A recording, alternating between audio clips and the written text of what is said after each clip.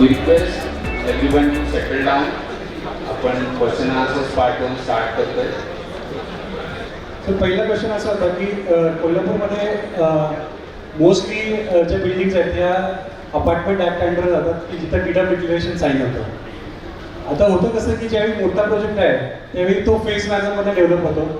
पहिली बिल्डिंग होते कंप्लीट, तिथल्या लोकांचं डीडम डिक्लेरेशन होतं, तिथलं डीडम अपार्टमेंट होतं म्हणजे सेल्डेड होतं आणि त्या लोकांची नावं प्रॉपर्टी कार्ड किंवा सातबाराला पण लागतात. आता ज्यावेळी मी सेकंड फेजच्या रजिस्ट्रेशनसाठी जातो म्हणजे प्लॅन सँक्शनसाठी, तर बिकॉज ऑफ द कंडिशन किंवा ओनर्सची पण सही गरजेचं आहे, तर अशा केसेसमध्ये त्या अपार्टमेंट धारकांची पण सही मागितली जाते, ज्यामध्ये माझं डीडम डिक्लेरेशनमध्ये क्लिअरली मेन्शन असतं की जो काही फ्युचर एफ एस आहे तो मालकांच्याकडे अबाधित आहे किंवा फ्युचर जे काही एक्सपान्शन होणार आहे त्याचे पूर्ण राईट्स ही मालकांच्याकडे राहतील.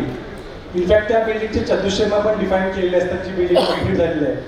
तर अशा केसेसमध्ये ओनरची सही, जी अपार्टमेंट धारक आहे त्यांची सही प्लॅनवरती सेकंड फेज किंवा सबसिक्वेंट फेजेसमध्ये लागणार का? आपण आपल्या नियमामध्ये म्हटलं आहे जिथे थर्ड पार्टी इंटरेस्ट पेड झालेला आहे तिथे रेरा ॲक्ट खाली जे काही कन्सेंट आवश्यक आहे तेवढेच लागतील, इतर लागणार नाही. आपण जर प्लॅनवरतीच फ्युचर एक्सपान्शन दाखवलं असेल तर तिथे एक्झिस्टिंग बिल्डिंग किंवा ऑलरेडी कन्स्ट्रक्टेड बिल्डिंगच्या टेनामेंट होल्डरचे कन्सेंट लागणार नाही. Thank you sir. तर याच्यामध्ये अजून एक क्वेश्चन सबसिक्वेंट असं कसं आहे की त्या प्रॉपर्टी कार्डमध्ये 2 भाऊ असतात किंवा 3 भाऊ असतात आणि तिघांनी इंटरनली डिसाईड केलं असतं की कुठल्या भावाचा हिस्सा कुठला आहे. आता बऱ्याच वेळेला असं होतं की त्या इंडिव्हिज्युअल भावाचं जरी डेव्हलपमेंटला गेली पर्टिक्युलर तो हिस्सा, तरी बाकीच्या भावांचे कन्सेंट प्लॅनवरती लागतात. हा क्वेश्चन बऱ्यापैकी जे गावठाणमधले प्लॉट्स आहेत तिथं आम्हाला इथं फेस करतो. तर अशा केसेसमध्ये पण जर काही पार्ट जर ऑलरेडी जर काही हे झाले असतील, इस्टॅब्लिश झाले असतील आणि ते ऑन पेपर किंवा याच्यामध्ये असं डिफाईन झालेलं असतील तर त्या केसमध्ये पण ओनरची सही लागणार.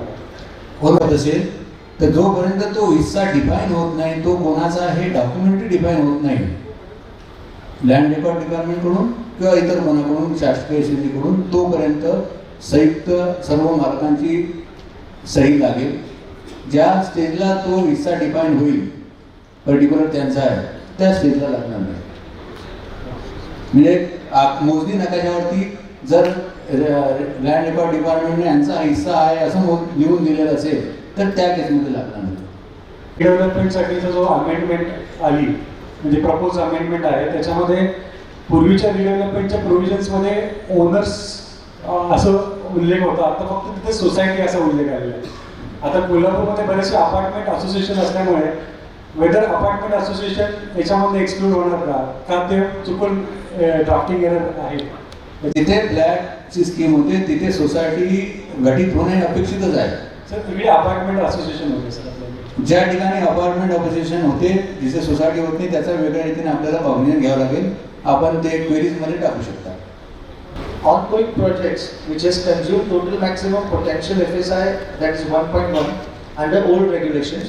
Now while revising plans under UDCPR, can full building potential including the ancillary FSI be utilized while keeping the previously sanctioned built up and free of FSI component as it is? Yes. The next question is, like authority means in case of municipal corporation, the municipal corporation or such other officer as he may appoint in his behalf. Municipal commissioner or the officer appointed by the municipal commissioner. So far the best development control in true sense, promotion regulation it is. In legal terminology there is a saying that good law, bad implementation, justice delayed is justice denied. So in development permission cases also, permission delayed is as good as permission denied, which is unjust, as money has time value. Depending on the rigorous follow-up one takes, this delay can range from 6 months to even 2 years. Considering the ease of doing business which both the central and state government is promoting, can building permission proposal approval powers can completely be delegated by the municipal commissioner to ADTP, who is technically competent authority appointed by the state government. So for example, in Kolhapur, नाही लक्षात आलं. It depends on the nature and working and functioning in the corporation, and these are the overriding powers which have been enabled in unified DCR. How to delegate that the municipal commissioner, considering into the local situation, local systems, local operational issues, is empowered to take the decision. That is number one. Number two, your problem is not who is sanctioning and to whom it is being delegated. Your focus should be on getting permission in a time-bound manner. Whether it's a sanctioning authority's ADTP or whether it's a deputy director or whether it's a municipal commissioner, should not worry you much because this is an internal part of processing. Your thing should be getting the permission in a defined time period, which we are factored in our DCPR. Now, as in my inaugural speech I have mentioned very clearly, is that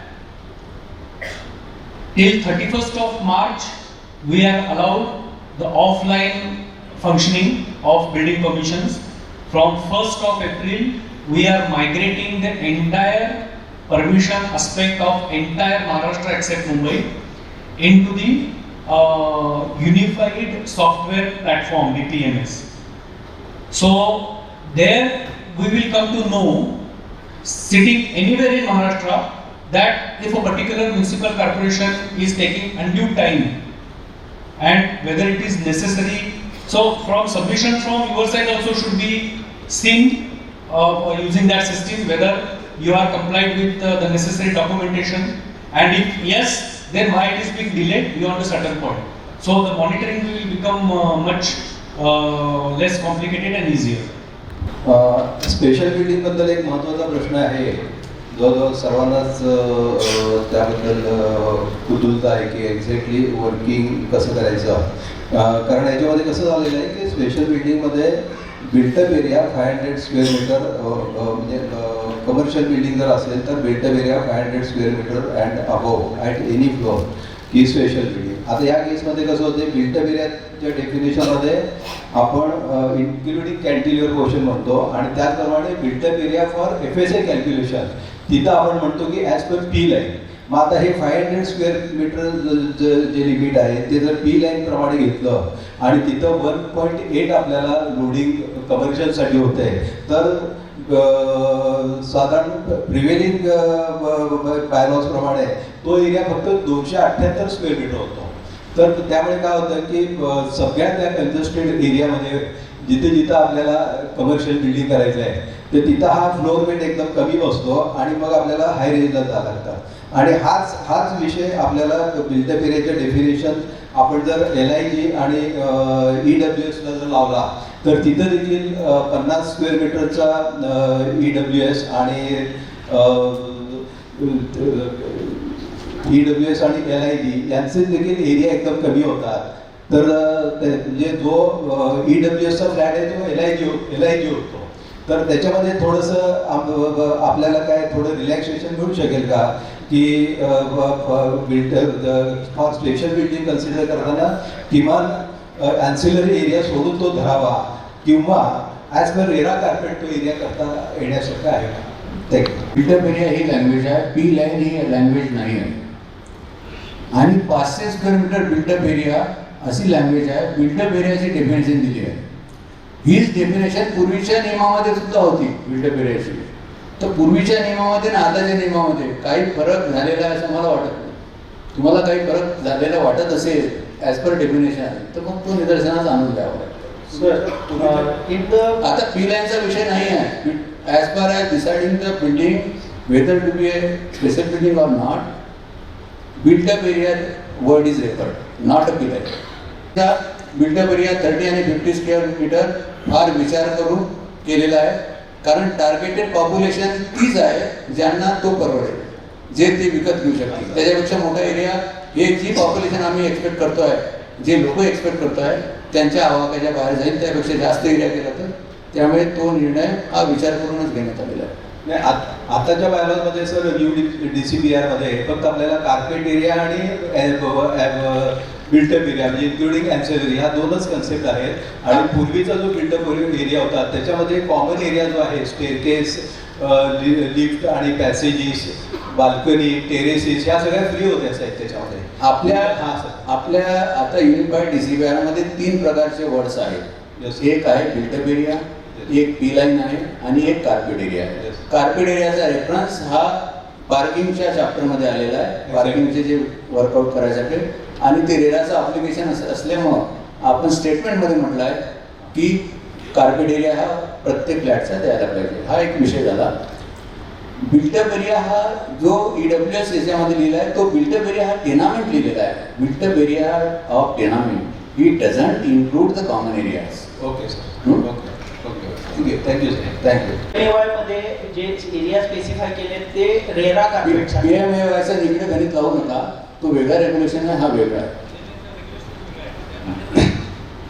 sir parking related काही queries आहेत. पार्किंगमध्ये जसं composite parking आणि एक car 6 scooters किंवा 6 scooters एक car असं interchangeably consider होणार का प्लॅनवरती, म्हणजे जर रिक्वायरमेंट तशी असेल तर?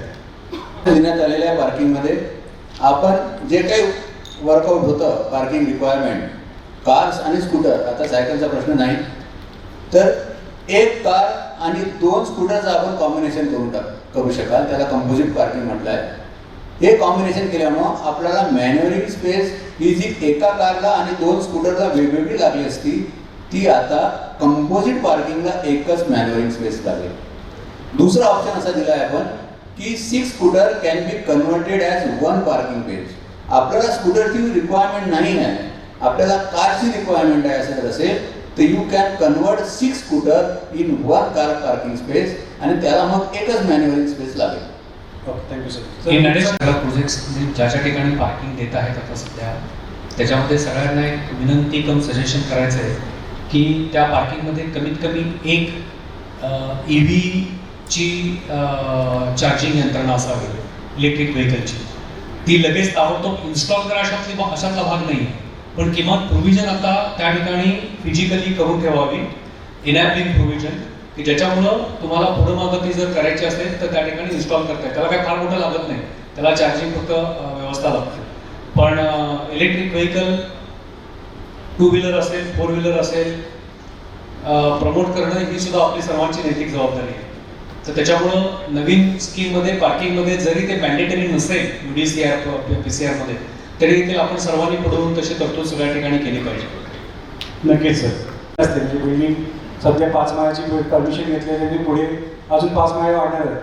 तर त्या केसमध्ये मी पार्किंग ज्या मी प्लॅन करतो ते सुरुवातीपासूनच मी 10 माळ्याच्या हिशोबाने किंवा 10 माळ्याला जेवढे टेनामेंट्स येणार त्याच्या हिशोबाने मी प्लॅन करतो.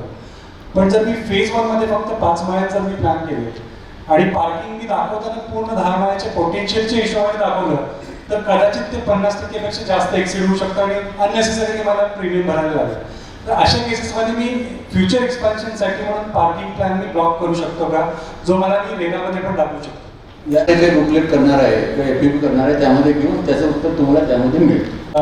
टँडम पार्किंग जे म्हणतो की पुढे मागे गाड्या आपण लावतो, आता ज्यावेळी आपण स्टॅक पार्किंग अलाउ करतो की एकाच्या वरती दुसरी गाडी लावू शकतो आपण मेकॅनिकली, तर टँडम पार्किंग पण जिथं एकच ओनर त्या 2 गाड्या मिळून त्याच्या असतील पार्किंग प्लेसेस असतील तर ते पण अलाउ करायला पाहिजे सर, जेणेकरून number of car parking provision जे आहे ते आम्ही वाढवू शकतो त्या केसमध्ये.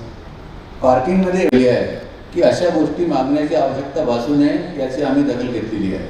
दुसरा आपण जो प्रस्ताव दिला आहे की एका मागं एक गाडी त्या ओनरची लावू, याला कंट्रोलिंग कसं होणार? म्हणजे तुम्ही एकाच ओनरला त्या 2 गाड्या विकताय मागे पुढे, हे कोण कंट्रोल करणार? सॉरी सर, प्लॅनमध्ये सर आपण जर काही तो ब्लॉक याचा एकच ब्लॉक पण डिफाईन केला किंवा हा एकच प्रॉब्लेम, सो ते 2 लोकांना अलर्ट होणार नाहीत त्या केसमध्ये. नाही, 2 लोकांना अलर्ट होणार नाही हे तुम्ही म्हणता ना, आणि केलं तर काय करणार? सर रेरा आहे सर आता भेटू आता सर, कारण प्लॅन सगळे सर रेराकडे त्या गोष्टी मॉनिटरिंग होऊ शकत नाही. त्या काही याच्यावरती आपण गृहीतकावरती अलाव करणं ते पण बरोबर नाही. दुसरी महत्त्वाची गोष्ट आहे की आपण आता एकदम ह्या युनिफाईड DCR झाल्यानंतर एकदम प्री मॅच्युअर स्टेजमध्ये आहोत. तुम्ही ते वर्कआउट करू बघा, एवढी फ्लेक्सिबिलिटी दिली आहे की 50% ॲडिशनल पर्यंत आपल्याला कोणताही प्रीमियम लागणार नाही. आणि त्यामध्ये सुद्धा या 2 ऑप्शन जे दिले आहेत त्यामध्ये आपल्याला जास्त पण पार्किंग ठेवता येऊ शकतं, कमी पण ठेवता येऊ शकतं. त्यामुळे मला असं वाटत नाही की त्यात काही अजून अडचण निर्माण होईल. तर शेवटी 50%च्या वरती जर रिक्वायरमेंटपेक्षा जास्त प्रोव्हाइड केली तर जो काही 10% आहे, तर आता कन्सिडरिंग द पार्किंग नीड्स प्रत्येक टेनमेंटला 2 कार पार्किंग तरी म्हणजे ज्या काही MIG किंवा HIG म्हणजे सेगमेंटमध्ये प्रोजेक्ट्स असतात तर प्रत्येक टेनमेंटला 2 कार पार्किंग तरी रिक्वायरमेंटच असते. तर अशा केसेसमध्ये जर कार पार्किंग बाय रिक्वायरमेंट जर जास्त प्रोव्हाइड केली तर 50%पेक्षा जास्त आम्हाला जो काही ॲडिशनल 10% इनफॅक्ट जर बेसमेंटमध्ये जर प्रोव्हाइड करत असेल तर इनफॅक्ट सर त्याची कॉस्ट पण परवडत नाही, पण रिक्वायरमेंट असते त्यामुळे बेसमेंट काढायला लागतं. अशा केसेसमध्ये जर 50% थोडंसं त्याच्यावरचा जो प्रीमियम आहे थोडंसं अनरिजनेबल वाटतं, तर त्याच्यावर थोडंसं काही कन्सिडरेशन करता आलं तर रिक्वेस्ट आहे.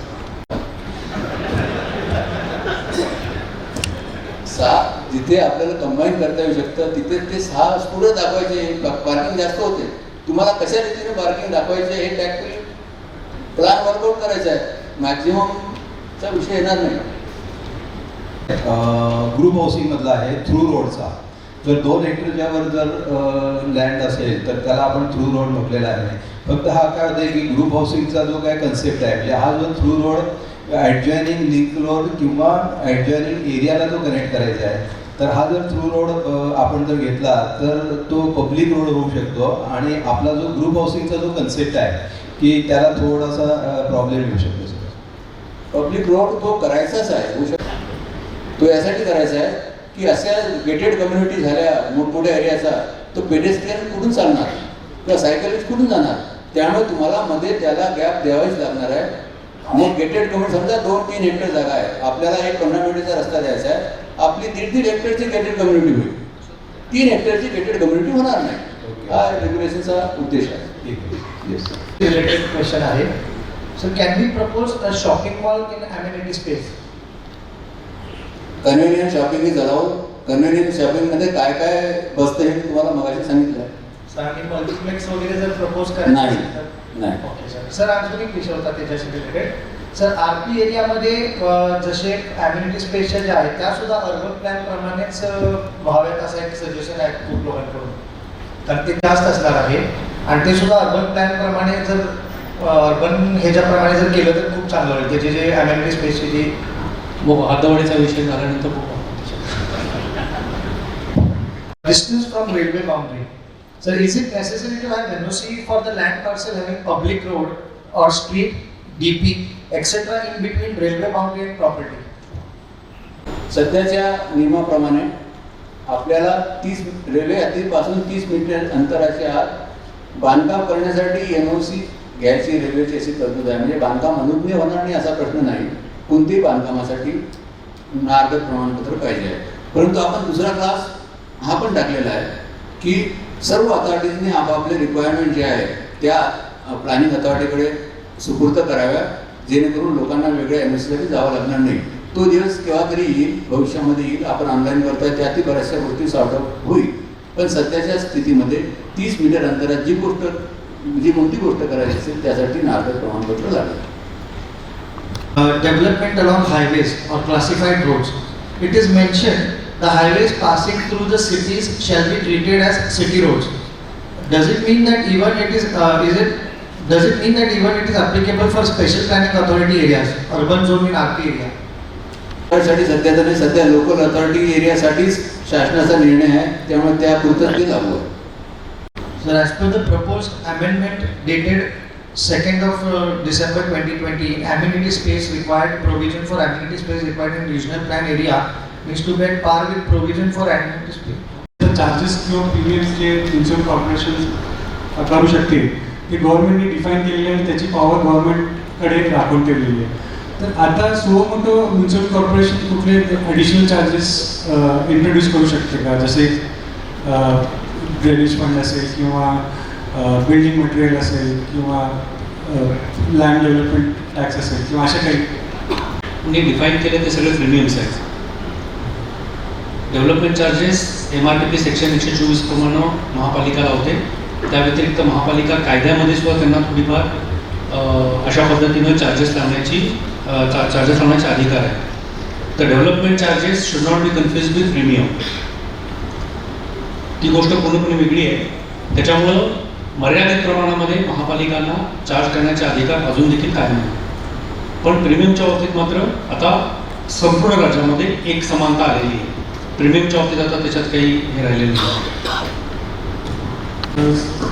जर 24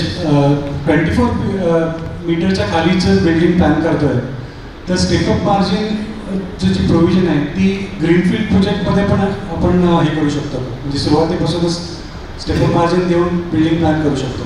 कुठे पण लागू आहे, कोणत्याही प्रोजेक्टला लागू आहे, परंतु त्याला नॉन स्पेशल बिल्डिंग असेल तर ग्राउंडला 3 मीटर ठेवणं आवश्यक आहे आणि स्पेशल बिल्डिंग असेल तर ग्राउंडला 6 मीटर ठेवणं आवश्यक आहे. समजा 11 मीटर मार्जिन येत असेल तर आपल्याला 6 मीटर खाली ठेवून 5 मीटरचं स्टेपिंग करता येईल. आता हे 5 मीटरचं स्टेपिंग कुठं करता येईल तर ज्या स्टेजला तुम्हाला 9 मीटर मार्जिन लागेल त्या तिथे तुम्हाला 3 मीटरचं स्टेपिंग करता येईल आणि त्याच्यावरती जिथे वरची मार्जिन लागेल अतिरिक्त 2 मीटर त्या ठिकाणी 2 मीटरचं स्टेपिंग करता येईल. म्हणजे हाईट प्रमाणे ज्या ज्या ठिकाणी रिक्वायर्ड असेल तेवढं अचूक करणं आवश्यक आहे, एवढी त्यात अट आहे. सर जसे आहे त्याच्यामध्ये मिक्स युजर्समध्ये प्रीमियम जे ॲन्सिलरी एरियावरती आपण हे करतो तो प्रोराटा बेसिसवरती वर्कआउट करायचा की 0.6 किंवा 0.8, तर ते प्रोराटा बेसिस वर्कआउट कसं करायचं sir? Area covered in P line on all floors असं स्टेटमेंट येईल आणि जेव्हा मिक्स बिल्डिंग असेल त्यावेळेस स्टेटमेंटला 2 हे पुट्टी, एक राहील रेसिडेन्शियल कॉम्पोनंट, एक राहील कमर्शियल कॉम्पोनंट. रेसिडेन्शियल कॉम्पोनंटमध्ये basic FSI consume, premium FSI consume, TDR consume आणि त्याच्या खाली ॲन्सिलरी एरिया 60% कंज्यूम एवढं राहील. इकडच्या कमर्शियल स्टेटमेंटमध्ये सेम राहील, खाली ॲन्सिलरी एरिया कंज्यूम 80% जो काय असेल तो लिहावा लागेल. तर या केसमध्ये कॉमन एरिया जे आहेत ते डिवाइड कसे करायचे, म्हणजे फक्त ते युनिटचा लॉजिकली डिवाइड करायची. एक लक्षात घ्यायला पाहिजे की आता एफएसआयची व्हॅल्यू आता आपण कमी केली आहे. म्हणजे पूर्वी जसं खूप मारामारी व्हायची तशी आता तुमच्या लेवलला आणि अथॉरिटीच्या लेवललाही होणार नाही. एक बायफर्केशन जी रॅशनल राहील कमर्शियल आणि रेसिडेन्शियलमध्ये ती आपण ऑप्ट करायची, त्याला अथॉरिटी पण ऑब्जेक्ट नाही करणार. तर हाच सेम इश्यू आपल्याला स्पेशल बिल्डिंगमध्ये पण येतो जिथं मिक्स युजेस असतील, तर त्या केसमध्ये पण कमर्शियल किंवा मार्केंटाईल यूज कसा वर्कआउट तुम्हाला फ्लोर वाईज केलं तर विषय संपला. एका फ्लोअरचे 2-2 पार्ट असले तर त्या पार्टची लाईन आपण आखायची, तेवढा एरिया कॅल्क्युलेट करायचा पी लाईनमध्ये. बिल्डअप त्या युनिटचा घ्यायचा आणि त्या पद्धतीने वर्कआउट. पी लाईन आहे, पी लाईन आहे, आपला कमर्शियल भाग इकडे असेल ती पी लाईन इकडची झाली, इकडचा असेल झाली. सेटबॅकचा विषय आहे की प्रिव्हेडिंग बॅलन्सप्रमाणे 16 मीटरच्या वर स्पेशल बिल्डिंग होत होती, त्यामुळे काम चालू आहे ते 16 मीटरवर चालू आहे आणि आता UDC प्रमाणे ती रिवाईज करायची आहे. तर तिथं मात्र मग 15 मीटरच्या वर स्टेपअप मार्जिन सोडावं लागतं. तर त्या 1 मीटरचे एक्सेस साईट ऑलरेडी पूर्वी सँक्शन झालेले आहेत, त्याच्याबद्दल काय करायला लागेल? तुम्हाला मीटर मार्जिन ग्राउंडला तुम्ही सोडली असणार कारण ती आधीपासून स्पेशल बिल्डिंग आहे. नाही, विदाऊट स्पेशल बिल्डिंग होती, 6 मीटरच्या आतली बिल्डिंग होती. म्हणजे विसरून जायचं.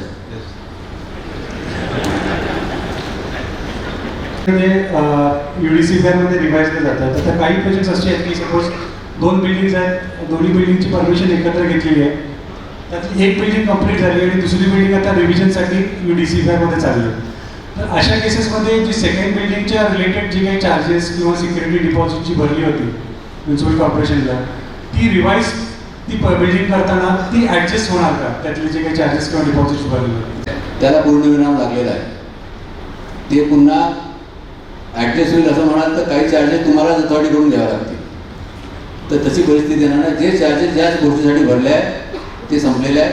अतिरिक्त ज्या गोष्टी आपण करू त्यासाठी जे चार्जेस राहतील ते नवीन UDC प्रमाणे राहतील. सिक्युरिटी डिपॉझिट असेल तर ते कॅरी करेल, प्रश्न प्रोव्हिजन UDC मध्ये नाही आहे आपल्याकडे. मग तो प्रपोर्शनेट जो बिल्डिंग रिवाईज होते त्याचं सिक्युरिटी डिपॉझिटचं काय होणार हा प्रश्न आहे. सिक्युरिटी डिपॉझिट हे जे आहे ते तुम्ही बांधकाम हे नियमाप्रमाणे करणार, मंजूर नकाशाप्रमाणे करणार, यासाठी गॅरंटी आहे. जर तुम्ही बांधकाम आतापर्यंत जे केलं आहे ते मंजूर नकाशाप्रमाणे असेल तर तुमची ती सिक्युरिटी डिपॉझिट परत होईल. थोडाफार फरक असेल तर जप्त होईल. तर पार्ट कम्प्लिशनची जी पुढच्यासाठी भरावं लागणार नाही. पुढच्यासाठी सिक्युरिटी डिपॉझिट तरतूद आपल्या UDCPR मध्ये नाही. आपण चार्जेस सुद्धा रॅशनलायझेशन केलं आहे की कोणते चार्जेस घ्यावे, कारण अक्रॉस द महाराष्ट्रासाठी आपल्याला एकच ठेवायचं आहे. जे काही युनिफाईडमध्ये दिलेलं आहे त्याच्या व्यतिरिक्त कामगार सेस आणि टी प्लांटेशन यांचे जे कायद्यानुसार ऑब्लिगेटरी आहेत ते लागू राहतील. बिल्डिंग जी कम्प्लीट झालेली आहे, म्हणजे आता त्याच्या रिलेटेड बरेचसे क्वेश्चन्स आहेत, कारण बरेच आता जे बी क्लासमध्ये बिल्डिंग होते ते आता रिव्हिजनला जातील. जी बिल्डिंग कम्प्लीट झालेली आहे तिचं part occupation certificate within time limit obtain केलेलं आहे, तर ॲटलिस्ट त्या बिल्डिंगचं तरी प्रोपोर्शनल सिक्युरिटी डिपॉझिट रिफंड मिळेल. सिक्युरिटी डिपॉझिट आता युनिफाईडचा प्रश्न राहिलेला नाही.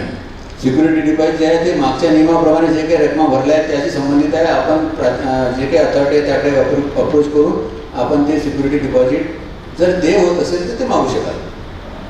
बिल्डिंगवरचा एक प्रश्न आहे सर, की आपल्याला स्पेशल बिल्डिंगमध्ये फर्स्ट फ्लोअरला बाल्कनी अलाउड नाही आहे, आणि जर खालचं जर पार्किंग आपण स्टॅक पार्किंग घेतलं असेल आणि त्याची हाईट जर आपण 4.5 मीटरवर स्लॅब असेल तर आपल्याला फर्स्ट फ्लोअरला बाल्कनी काढता येईल का? सेकंड फ्लोअर जनरली 6 मीटरच्या वरती हाईटला असेल तर तेव्हापासूनच बाल्कनी अलाउड होईल. पूर्वी लेआउट्स वगैरे जे आता झाले होते डी क्लास किंवा ह्याच्या अंडर, तर त्या लेआउटवरती 0.75 किंवा 0.90 असा FSI डिमार्क म्हणजे दिला होता त्या प्लॉट्ससाठी लेआउट झाल्यानंतर.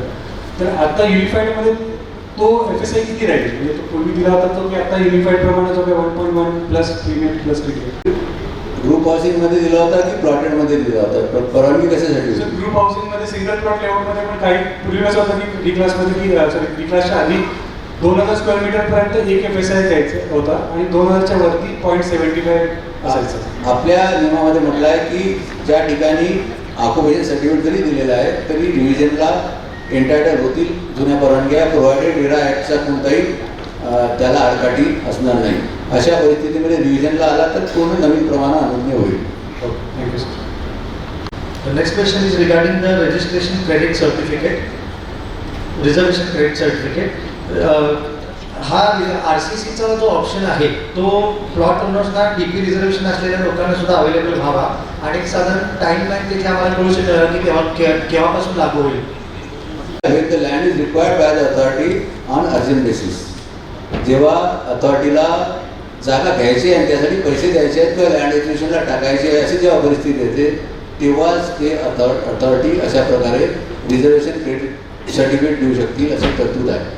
इतर बाबतीमध्ये नाही. अर्जन्सीमध्ये घेण्यासाठी ती तरतूद आहे. नाही तर मग काय होईल, समजा सर्वांना दिले तर सर्वांजवळ सर्टिफिकेट राहतील, अथॉरिटीजवळ काही पैसाच नाही राहणार. बरोबर, त्याच्याबद्दल आमची दुपारी चर्चा झालेली आहे. त्याच्यामध्ये काही महापालिका आयुक्त राज्यामध्ये अशा पद्धतीच्या काही इनोव्हेटिव्ह पद्धतीने ही स्कीम कशी ऑपरेशनलाइज करायची त्याच्यावर विचार करत आहे. तर त्याप्रमाणे इथं सुद्धा महापालिका आयुक्त त्याचा अभ्यास करतील आणि इमर्जन्सीसुद्धा बरेच ॲक्विजिशन होऊ शकतं. जसं STP इज ऑल्सो इमर्जन्सी. काय काय नॅचरल डिझास्टरमध्ये सुद्धा इमर्जन्सी उद्भवू शकते. त्याच्यामुळे इमर्जन्सीमध्ये जरी उपयोग करता आला तरी इमर्जन्सीमध्ये सुद्धा बऱ्याच गोष्टी कव्हर होतात. त्याच्यात रुटीन कदाचित शाळा हॉस्पिटल याचे होणार नाही, पण बाकीचे बरेचसे रिझर्वेशन याच्यामध्ये महापालिका घेऊ शकते. किंवा अर्जन्सीमध्ये रोड कुठे करायचे असतील तर रोडच्याबद्दल आरक्षण ज्या ठिकाणी असतील ते सुद्धा जागा ताब्यामध्ये घेऊ शकतो. तर अशा पद्धतीने त्याचा उपयोग आपल्याला प्रभावीपणे करून घेता येईल. त्याच्यासाठी महापालिकेला स्वतःला will have to work out some plan internally. Sir याच्यामध्ये additional requirement in case of housing स्कीममध्ये आपल्याला काही गोष्टी मॅन्डेटरी केलेल्या आहेत. तर त्याच्यामध्ये letter box, society office, sanitary block, driver rooms वगैरे जे आहेत त्या जनरली स्टीलमध्येच होतात. म्हणजे 2 स्टील असली तरी खालच्या स्टीलमध्येच करावं लागतं आहे. आणि मग अशा आणि ह्या सर्व FSIमध्ये काउंट होणार आहे. तर अशा बेसिक ॲम्युनिटीज दिल्यानंतर आपल्याला जे हाईटचं रिस्ट्रिक्शन आहे की आपण पार्किंग सोडून जो हाईट आपण धरतो आहे तर तिथं आपल्याला काय करायला लागेल? त्यात तरी ॲटलिस्ट 3 फ्लोअर अलाउ केलं आहे तर ती पार्किंगची उंचीसाठी डिस्टर्ब होता कामा नये. तर साईड मार्जिनल डिस्टन्ससाठी जे आपण 6 मीटर एक्झेप्ट होते आपल्याला पार्किंग आताच्या नियमात तर ते हाईटसाठी काउंट करणार आहे. आपण फूट पूर्ण स्टील असला तर हाईटमध्ये काउंट होणार नाही. परंतु समजा आता आपण जो नियम वाचला त्यामध्ये कंपल्शन केला आहे की सर्वंट टॉयलेट करायला पाहिजे. आता हे सर्वंट टॉयलेट स्टील फ्लोअरमध्ये करण्याच्या पर्याय राहत नाही. मग हे सर्व जर स्टील फ्लोअरमध्ये केले तर मग ते हाईटमध्ये काउंट होईल का यावर आमच्या विचाराधीन आहे. तो आपण क्लिअर करणार आहोत. Yes sir, thank you sir. Kolhapur municipal कॉर्पोरेशनच्या त्याच्यात रिलेटेड काही क्वेश्चन्स आहेत की त्याच्यामध्ये टेबलमध्ये काही ठिकाणी 33% किंवा 50% असा उल्लेख आहे जो फार पूर्वी तो ग्राउंड कव्हरेजच्या रिलेटेड होता, जो आता इनफॅक्ट म्हणजे तो यूजमध्ये पण नाही आहे, पण तो सध्या तसाच आला गेलेला आहे आता UDCमध्ये. तर तो एक रिक्वेस्ट, कारण खाली फुटनोटमध्ये म्हटलं आहे की जे काही FSI ॲप्लिकेबल असेल तो FSI त्या कंजेस्टेड एरियामध्ये ॲप्लिकेबल होईल. पण त्या टेबलमध्ये चुकून 33% किंवा 50% काही एरियामध्ये मेन्शन केल्या गेलेलं आहे. तर तो अशी रिक्वेस्ट होती की तो कन्सिडर व्हावा की तो डिलीट व्हावा देखील. वाईड एरियाचं रेग्युलेशन अनेक डोकी लागून शेवटी पाहण्यात आलं. आणि आतापर्यंत कालपर्यंत सुद्धा मला हे सांगण्यात आलं आहे की साहेब तुम्ही लोकांनी सर्वांनी एवढं आमचं बरोबर केलेलं आहे ते आता आमचा काही तक्रार नाही. परंतु आज अजून पुन्हा तक्रार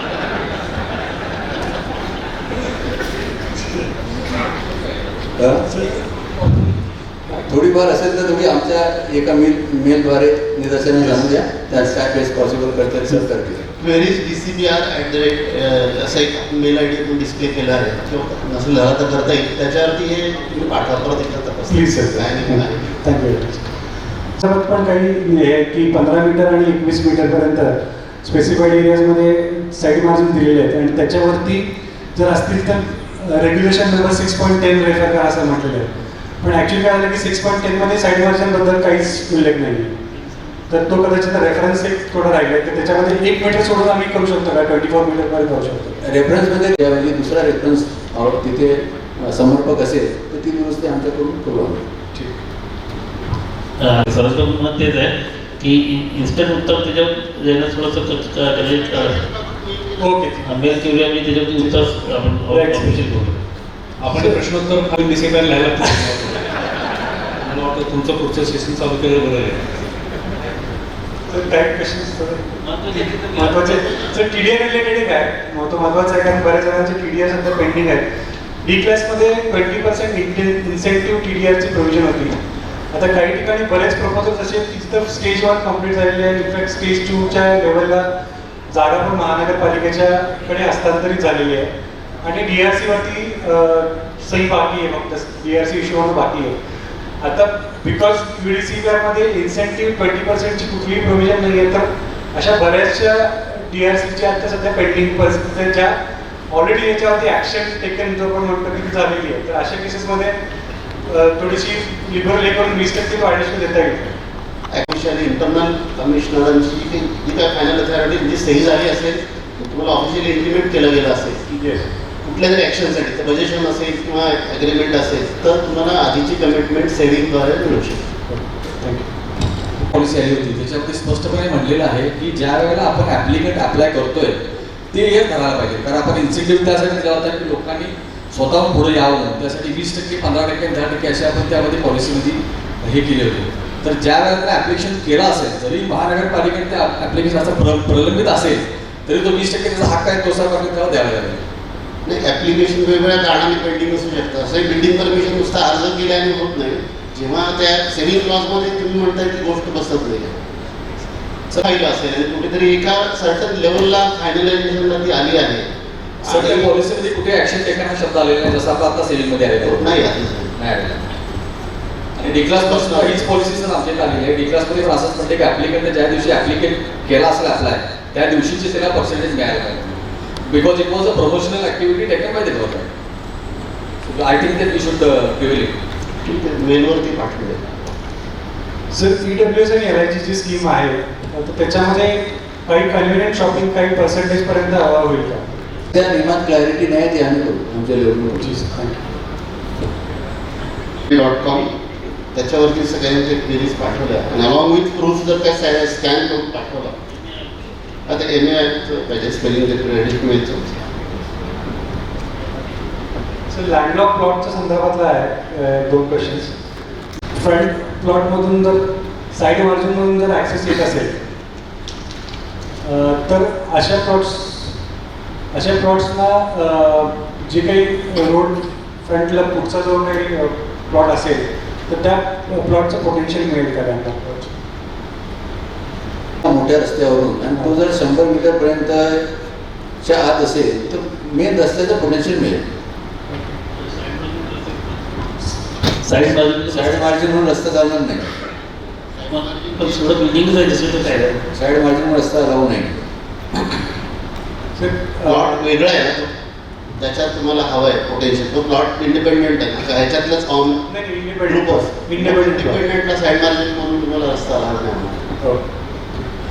तर पुढची एक त्याच्या ग्रुप हाऊसिंग स्कीमचा लेआउट मंजूर झालेला आहे 9 मीटरचा ॲक्सेस ती. पण तो जो 9 मीटरचा ॲक्सेस आहे तो पुढे 6 मीटरला कनेक्ट होतो, 6 किंवा 7.5 मीटरला. तर अशा केसेसमध्ये 9 मीटरचं पोटेन्शियल मिळेल का त्या प्रोजेक्टला? आपल्या 6G टेबलच्या खाली लिहिलेलं आहे पॉईंट ॲक्सेस सुद्धा ग्राह्य धरण्यात येईल. जो पॉईंट ॲक्सेस असेल त्या पॉईंट ॲक्सेसचा पोटेन्शियल अजून होईल. ठीक, थँक्यू सर.